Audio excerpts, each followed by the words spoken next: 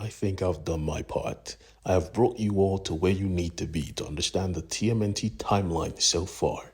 If you are lost, well, just start from the beginning, because this is the TMNT story. No Foot Clan, well, a lot of Foot Clan, but mostly the Ninja Turtles themselves. Something happened. The boys are apart. This story focuses on their fates, where they are in life, and how exactly they will come back together to face this new threat.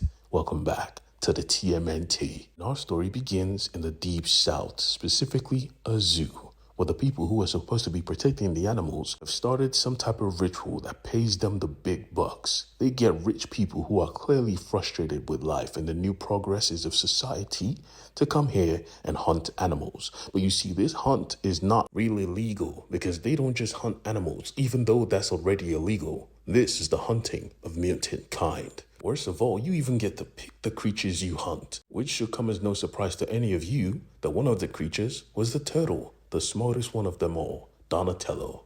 Now, Donatello was a cocky prick. Even the gods advised this new client to pick someone else because this one is dangerous. He still said, nah, I want this one, picking up a crowbar to actually whip Donatello into shape. Yeah.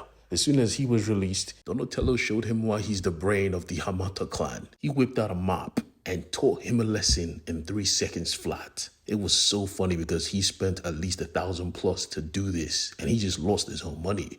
But Donatello was not even done. He went straight for the guards and put a whooping on their soul. But then they tased him and beat him down to submission, and then tossed him back in the cell. Come to find out, he did all of this for a sandwich, bruh.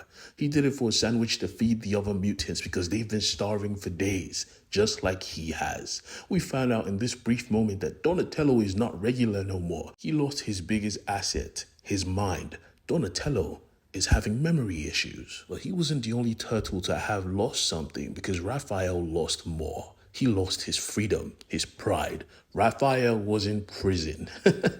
Now, if you've been watching all my videos, you know now the world has come to accept mutant kind in their midst. I mean, straight up, they're racist towards them, but still they are everywhere. So being a mutant in prison is not a new shit to do. Raphael, however, was an ideal model prisoner. I mean, so ideal. When people try to break out, he makes sure to chase them down, beat them down, and secure them and bring them back to their cells. He hated having to do this because oftentimes they passed through the sewers. And as we know, the turtles fell out. So the sewers just gave him bad memories, bad vibes. He wanted to be out of there. He did his job and he got no thanks for it. Honestly, they still kept calling him a freak. Even the gods. This was his life now. He chose it because, yeah, he didn't just end up here for nothing. He struck a